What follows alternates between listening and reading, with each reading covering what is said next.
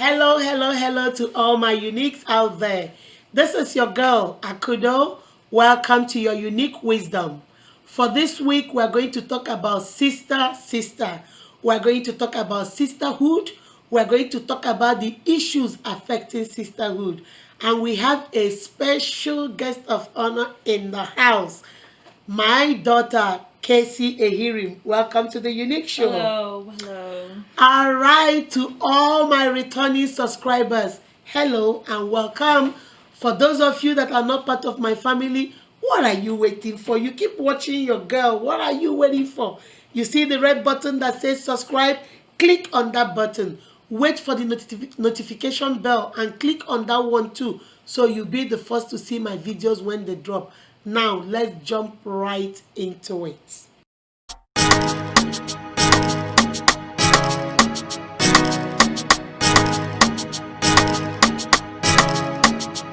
Live from Atlanta, Georgia. Beautifully, wonderfully made by God. Welcome to the Unique Show. Before we go even any further, I want to define what a sister is. Who is a sister? That term, sister, what does it mean? And it reads, a sister is a woman or a girl who shares one or more parents with another. Although the term typically refers to a familiar relationship, like in a family, but it is sometimes used endearingly to refer to a non-familiar relationship. Sometimes it's used when people are related by the same mother, the same father, a sister, blood relation. Sometimes it's also used just to refer to somebody that is very close to you, somebody you can call a friend. Some people call it bestie, some people call it other terms. What does a sister mean to you? A sister is like somebody that I know I can count on. Like the same way I count on my family because they're blood, I can count on that person too. And like calling them a friend isn't like close enough to describe how we actually bond. So I call them a sister because they're literally like family. Because literally they are like your family. You count them as your sister. Although not related by blood, but they are almost like blood relation to you. So that's a sister. Now let's talk about some of the ways you will know somebody is a sister to you. What I have in my notes say they are built best friends. They are built best friends to you. What does that mean? They're like somebody can be your sister by blood or not by blood, but they're a built-in best friend. Like no matter what, like I can tell them anything, I can count on them. They're literally my best or my favorite friend. Exactly. It says they are also your ally. They are there with you through the thick and the thin. They are there with you through the good, the bad, and the ugly. They're on your side. They are on your side. They are your stylist. They tell you, girlfriend, take that thing off. It doesn't look good on you. That one looks good on you. That one, you're popping with that one. I like your hair. They are there to be your stylist. They are also there to be a soundboard. What does that mean to you?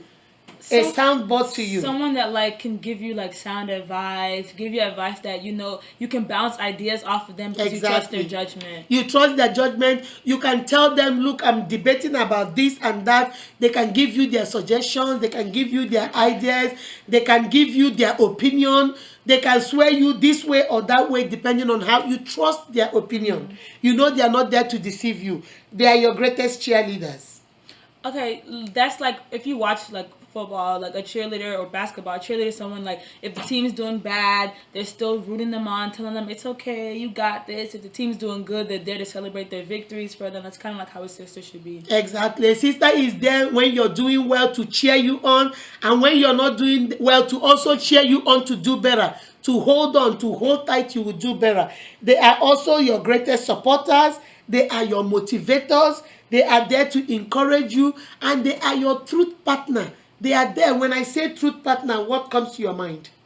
Someone that's there that's just, you can always count on them to tell you the truth. And not in a harsh way or a rude way, but because they know you, they should know you well enough to know exactly how to say things that you understand it. Exactly. They are there to tell you the truth. We have this idea that if you love somebody, you should lie to them. If you love somebody, you don't tell them the truth. But that is the opposite. When you love somebody, you truly love somebody, you tell them the truth. You're not going to hurt them. You're not there to tell them the truth in a very harsh way or to put them down, but you are there definitely to tell them the truth. Because if you don't, nobody else will. And then they are also your reliable source. They are there, you can depend on them. And finally, they are your good news sharer. What does that mean to you? Anytime good news comes, they're the first person you think of. They're the person that you want to share the news with. They're the person you want to go and celebrate with. Exactly. They are the ones you want to tell that good thing that happened to you. They are the ones you want to share the good news. They are the ones you want to tell when something good is happening or what happening around you. They are there to share the good, the bad, and the ugly. So now we have talked about who a sister is. There's another definition I have here, and I'm going to read it. It says a sister is someone that is special for you. No matter how many times you guys fight, she is the person who understands you better than every other person. That is a sister. Either a blood sister or a best friend. They are there for you. No matter how many times you disagree with them, no matter how many times you fight with them, no matter how many times you argue with them, they are there for you because they understand you more than everybody. Now, the reason why I did this video is because I keep getting emails, a lot of emails from my units, and they keep asking me, I want you to talk about women, sisterhood. Why is there no sisterhood among women? We don't like to support each other. We don't like to be each other's greatest cheerleaders. We don't like to motivate each other. We don't like to encourage each other. When we see something good happening in another sister's life, we find a way to tear it down. When they come up with business ideas, we are the first ones to discredit them and say, oh, it's not going to work. Why? Why do you think it's so? I just think that society just forces us to always compete against each other. So that mentality has been ingrained in a lot of us. So every little thing, we look at it as, I got to tear this person down so I can come up. I got to use them as a stepping stone so I can get to the next location. So it's very toxic. It's very toxic. And I don't know why. Now, there's something I saw somewhere. It says, an eye for an eye leaves the world blind. So, and I want you to talk about that with sisterhood, because we're so busy trying to get each other. I'm going to get you, I'm going to get you. But at the end of the day, sisterhood, we are all blind. We're not moving forward. What do you have to say about that? I feel like that just goes back to the crabs in the bucket thing. Like, you stick a whole bunch of crabs in the bottom of a bucket. Instead of them to use each other to, let's stack one on top of another and then find a way out the bucket. As soon as one comes up, the other crabs grab it down. No, it's going to be me. It's going to be me. It's going to be me. At the end of the day, they're all still stuck in the bucket. So it's like, what did you tearing that person down? How did that really help you? And my uniques, I want to use this opportunity and talk to my sisters. Come on, my sisters, grab a seat, sit around the table, let us talk. This is like an epidemic among women. We never support each other. Once you see something good happening to that your sister, oh, she's not even doing it right. We find a way to tear the sister down. We find a way to put the sister down. It is happening everywhere, in our homes, in our society, in our churches, in our ministries, at our places of work. Women are always against the other woman. We don't have sisterhood. It's about me, like you said, the crab in the barrel. Nobody wants to leave the barrel. If we see a sister trying to climb out, we all pull her down. So all of us are still in the same position. We're not going anywhere. Nobody is leaving the bucket. We are all stuck there. And I think for me, the first reason, let's talk about the first reason, is the way the family is raising our girls.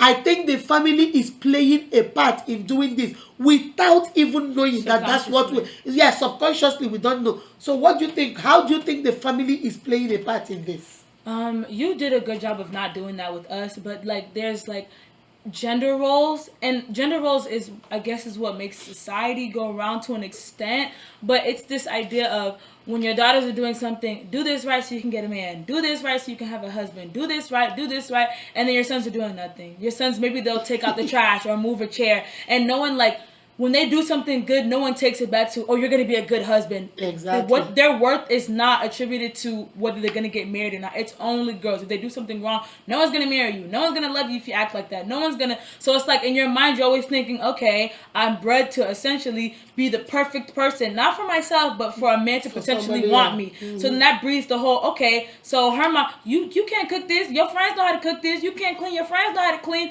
So you start to feel like, okay, so we're all competing against each other for the perfect man.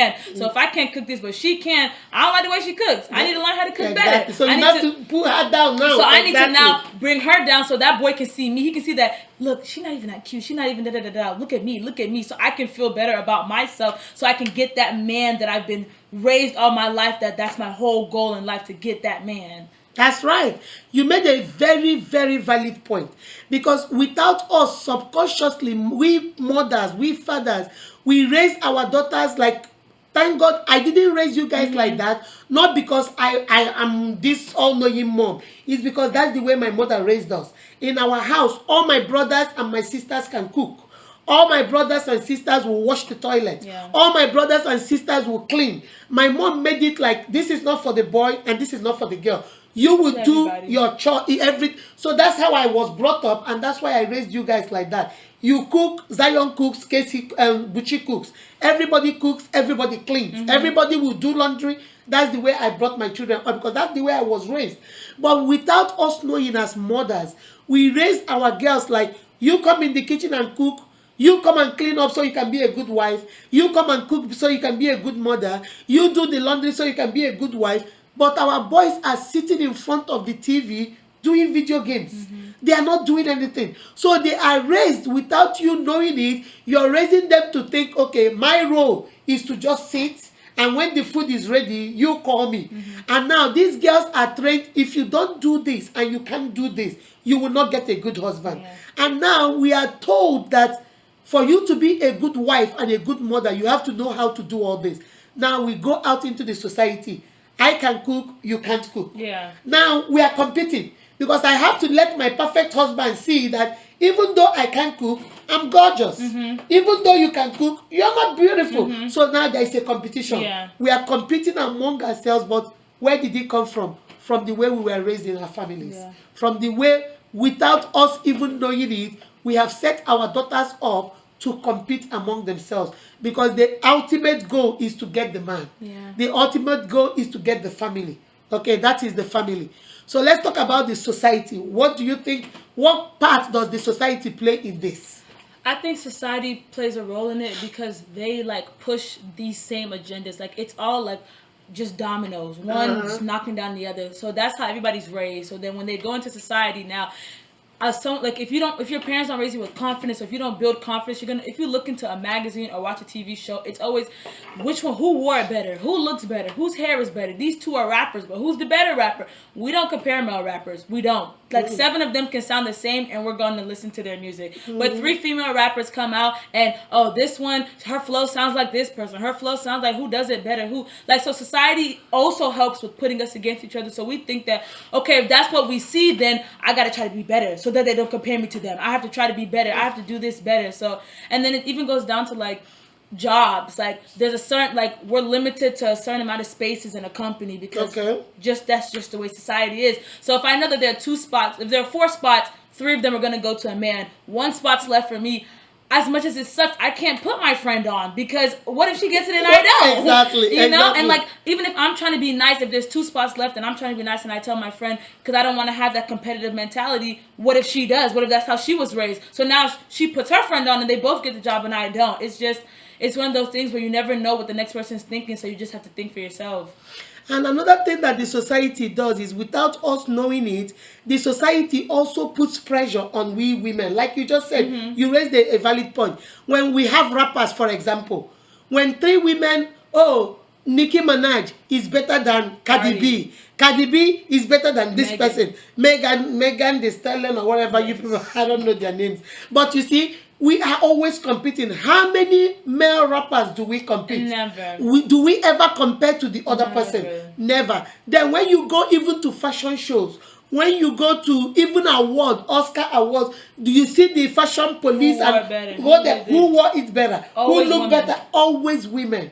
Do they ever say who wore it better between this two and that P Diddy and Kanye West? Have you ever heard them say who wore it better between Kanye West and Jay-Z? They never do that. But it's always the women who wore it better, Kim Kardashian or Jennifer Lopez, who wore it better. This because the society is part of the problem. Yeah. They put this in our head that I have to be better than the other person. So when I'm trying to be better than the other person, I am not going to empower you. Yeah. I am not going to support you. I am not going to encourage you. I'm not going to motivate you because it's all about me, myself, and I. Because if I encourage you, God forbid I encourage you, then you do better. Or what if you take it away from me? You see? So I hope my sisters, my unique sisters, you're paying attention. We have to do something to change this around because we can't do better for ourselves. And you said something again about the society putting pressure in workplaces. Most of these, our Fortune 500 companies, let the truth be said, most of these businesses, majority of the top CEOs and top managers are men.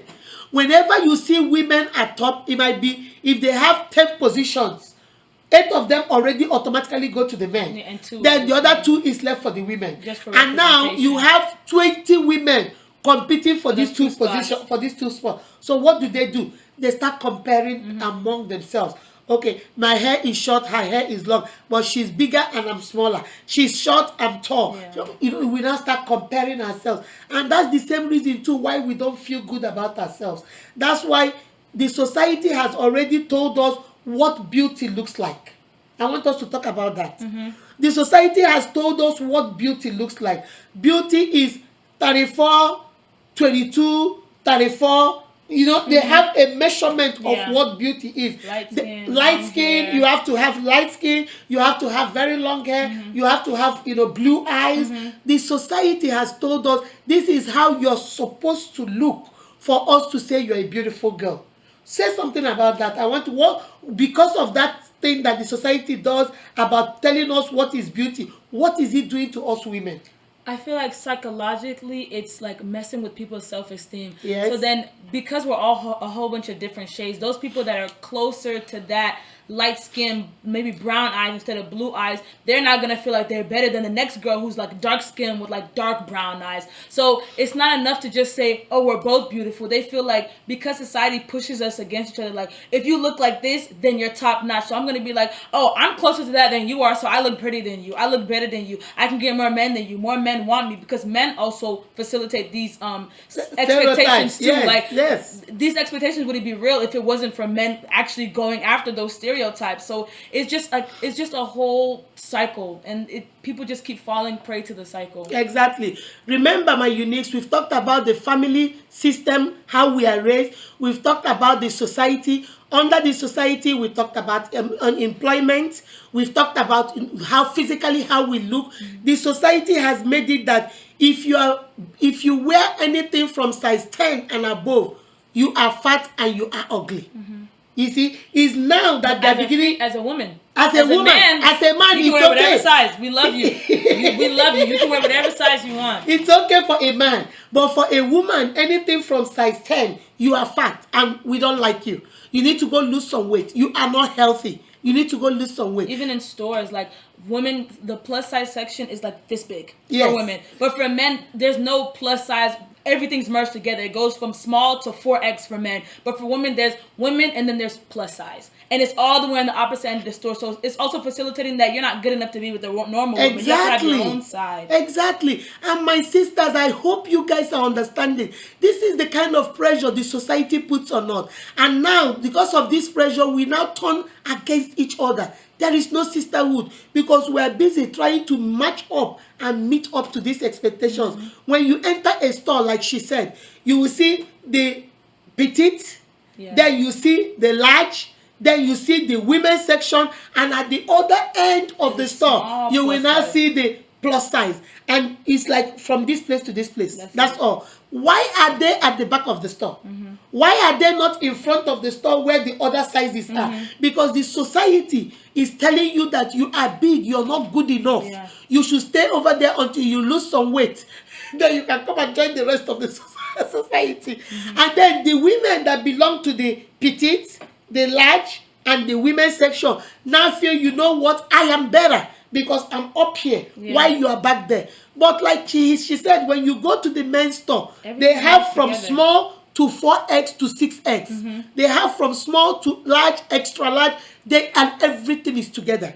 So you see, this pressure is not for everybody, it's only for the women. So it is high time we start saying no to all this stereotype. We start saying no to all this pressure and start bonding like sisters. That's why I said sister. It's time we start bonding and support each other. You know, psychologically, what does this do to us? Psychologically, like as much as what I learned in my actual psychology classes, as much as you try to ignore stereotypes, a part of you pick up on stereotype bias. Exactly. Which means when push comes to shove, you don't know it, but these stereotypes are ingrained within you. So I'm like someone like me, I'll say, oh, I'm super confident. I don't tear down other people, da da da da. But when I go into a store and someone can't find their size, I'm like, if you were a medium, you would have been able to find it. You see, stuff like that. You don't even mean it like that, but society has gotten these things into your head. Like me, like I'm a large, and I'm like I don't want to go past it because it's so much harder to find things that are like extra large, or and that are cute. Instead of having 10 of them, they have like 3. But then the smalls and the largest will have like 10 surplus of clothes that size. So it's like things like that. You don't want to fall prey to these stereotypes, but they're literally everywhere. So they're literally ingrained psychologically into your head. And by the time you know it, as a mother, you start being so cautious of what you tell your daughter. You're not telling your daughter, don't get too big. You're too fat. Don't get too big. Don't eat too much. You know the way the society. And when your child starts getting a little bit chubby, you're the one hampering on it. Oh, you're adding so much weight. You have to, because you don't want her to be bullied. You don't want her to be ostracized. You don't want her to feel less than. So as a mother, as a father, as a parent, as a sister, as an auntie, you're being so cautious of it that you're not making your little nieces and your little cousins, and you're trying to, oh, don't add too much weight, don't do this, because that's what the society has done to us without us knowing it. Because the society has put it on us, now we take it and put it in our families and put it on our daughters, and our daughters will take it to their own family, and the cycle continues. The cycle continues. Psychologically, we now look at people that maybe I am fair color, and I know that they look at, if you're fair, you're beautiful. So I now begin to feel this air of importance. I now begin to be cocky, like, you know, I'm fair, I'm gorgeous. You are not fair, so you're not. So it makes you, without even knowing, psychologically, you start looking down at people. You start berating people, bringing them down, because I might not be all that smart, but at least I know I'm gorgeous. And then maybe on the other end, the other girl, exactly, the other girl that is my friend is beginning to feel like, oh, I am all this smart, but I'm not as fair as her. I'm not as gorgeous as her. So this takes a toll on us, my uniques. This takes a toll on us. So what do we do about it as women? What do we do to come together as a unit? Boys will always be boys. When you hear that slogan, oh, boys will be boys. And that's the way boys roll. They roll like that. Nothing bothers them. They don't know who is fat, who is small. You will see a very fat guy and his best friend is the smallest guy in the group. And they don't even talk about it. And they don't talk about it. As girls, girl, you can't hang with us. You can't wear that. Girl, you too big. You're too big. Guys will never. Guys don't. They will sit down, and if they're going, they will make fun and laugh, and they're still, that's his body. His body might weigh 400 pounds and he weighs 100 pounds. They are bodies for life. They don't talk about the weight. It's only the women, because of the pressure. We are all like crabs in the barrel. We keep pulling everybody down. But what do we do about it? How do we overcome this? How do we change our mindset? Because it all starts in the mind. I feel like it all starts from, within yourself, it starts from having confidence and having like a sense of self-worth and high self-esteem, because like man or woman, as long as you have a good confidence and good self-esteem, you're not going to need to tear somebody down to feel better about yourself. Because sometimes we have these things called pick-me, so it's like sometimes it's not even men that's facilitating these stereotypes. Sometimes it's women, because psychologically they feel like that's what I need to do to have a leg up. So we call them pick-me's in my generation. I don't know what you guys call them. We call them pick-me's. What does pick-me mean in your generation? And a pick-me is someone that literally everything they do is pick me, me. Okay. They can, if you say, oh, I don't don't like girls that wear like the color green. Oh, me neither. I don't like girls that wear the color green, like the color green either. Meanwhile, they like the color green, but they just want to be a pick me. Like sometimes it doesn't So even that you make can sense. choose them. Yeah, and it's just like I feel like it starts from having self confidence and knowing that one, having a man is not the end all be all. Like, you know, like having a sense of self-worth in yourself, like loving yourself first so that you can be able to like love other people. One. And another thing I want to say about that before you continue is there's this thing I always tell people: tell yourself, I am enough. Yeah. I am enough. I might not be as fair as you are. I might not have that long hair that you have. I might not have the blue eyes. I might not be that tall. But I, as a person, am enough. And no other person can give you that except you. Yeah. That's the only way you can have that confidence that even if you are short, you are this, you are that, somebody will love you for who you are and you are enough. You don't have to do any other thing. Continue. Yeah. Yeah, so you're saying about you have to have self-confidence, you know who you are. When you have self-confidence, you're not going to feel the need to rag on the next person just so you can feel better because you already feel like you're enough. You already love yourself. So you don't need to get a pick-me-up by bringing the next person down. And it also comes from what we're teaching our children. Like, I feel like my generation is trying a little bit better with women empowerment movements and stuff like that. Which is good. So what are you guys doing in your generation? Like, if we see, like, on social media, if we see somebody, like, ragging on somebody for no reason, like, I would, like, more often than not, I would see a woman, like, quote it and be like, how it, like, okay, you getting on this girl for, like, having short hair, what'd that do for you?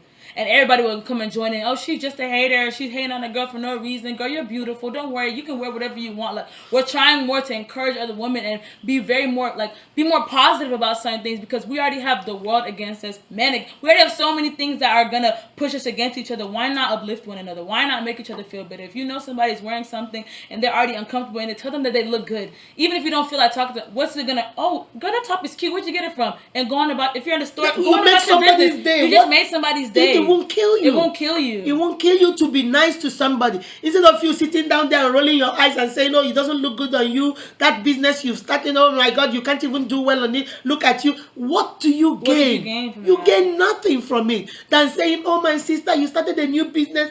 Girl, I see your hair business. You're doing real good. Oh, I pray everything works out for you." That doesn't change you. It doesn't take nothing away from you. Let us learn to encourage each other. Number one, remember you are enough. Yeah. You are enough. I don't care what the society does. I don't care how they label you. I don't care the stereotype they put on you. You are enough. As a woman, you are enough. Is the men up there? Then you have the white women before you have the black women.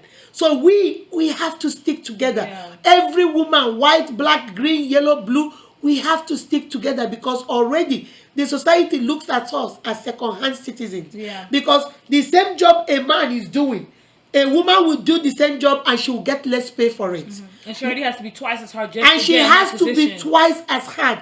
Most of the time, we have to be twice as good to get a position that is given to a man freely. Yeah. We have to be twice as good for us to get a leg up. Now, when we get there, we need all the support we can from our sisters. We need to support each other, encourage each other. You are enough.